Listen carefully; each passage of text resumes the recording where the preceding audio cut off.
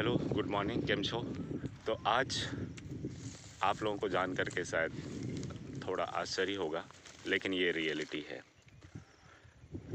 India में सिर्फ एक ही आदमी है जो कौन बनेगा करोड़पति और सभी को करोड़पति बना रहे हैं, और वो है हमारे बच्चन साहब। लेकिन और भी एक आदमी है और जो पहले से करोड़पति हैं, जो कि आपको लगता होगा उनको वहाँ जाने की ज़रूरत नहीं पड़ती है, और वो अपने मेहनत से, ईमानदारी से और अपने पुरखों का जो कहते हैं ना कि एक हमारे संस्कृति की जो हमारे देश की है, भारत देश की, उसको संभाले हुए हैं। और हर इंसान का, हमारे और आपके ऊपर, जिनके ऊपर बहुत ज़्यादा उनका कर्ज है, उनको अन्नदाता कहते हैं, जो हमारे देश के किसान हैं।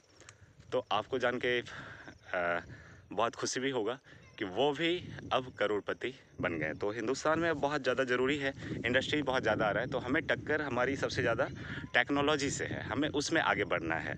हम लोग धर्म के क्षेत्र में सबसे आगे हैं, पूरे दुनिया में सभी लोग उसका लोहा मानते हैं और उसका पालन करते हैं। अब है कि किसान का जो आप देखेंगे, ये जो पवन चक्की जो आपको दिख रहा है, तो ये पवन चक्की का हमारे गुजरात में बहुत ज़्यादा क्रेज आ चुका है और बहुत बेहतर इसके रिजल्ट्स हैं, और बहुत सारे इंडस्ट्रीज़ भी वहाँ पर आ रहा है। तो बहुत सारे इंडस्ट्रीज आ रहा है, तो क्या हो रहा है कि चूँकि उनको पावर चाहिए, गैस चाहिए, इलेक्ट्रिसिटी चाहिए, वाटर चाहिए, रोड चाहिए, तो ये ऑलरेडी आप जानते हैं कि गवर्नमेंट यहाँ पर गुजरात में पहले से हो चुका है। अब है कि जो पवन चक्की है, जो विंडसिल कहते हैं वो, और सोलर पावर का भी काफ़ी ज़्यादा यहाँ पर ये चल रहा है। तो उसमें एक पवन चक्की का जो कहते हैं ना, जैसे भी हम लोग माड़ी गांव में हैं यहाँ पे, तो उसके काफ़ी अच्छा पे किया जा रहा है।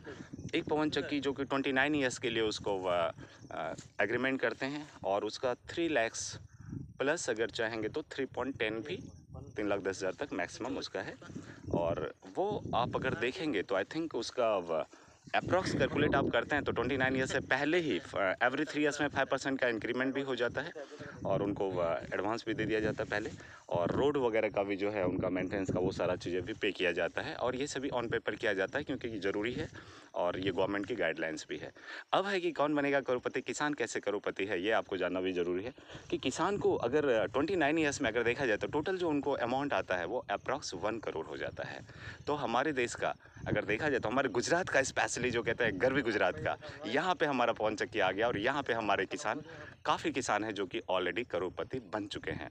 जिनके खेत में आप पवन चक्की आप देखेंगे, आप देख करके आप समझ जाइए वो ऑलरेडी करोड़पति बन चुके हैं, और उनका अपना घर है, अपना फार्म है, स्वच्छ हवा, उनको खाना, उनको ताज़ा खाना, और ये जो कहते हैं ना, ईमानदारी से मेहनत करके वो अपनी ज़िंदगी बसर करते हैं, और सभी का भी पेट भरते हैं। तो काफ़ी अच्छा है। तो आई थिंक इसमें 29 ईयर्स में कितना जो पे कर रहे हैं, कितना पे कर रहे हैं इसमें, आपके भी नॉलेज में है, जस्ट डिस्कशन में अपने ले रहे हैं आपको। हाँ हाँ, जी जी जी।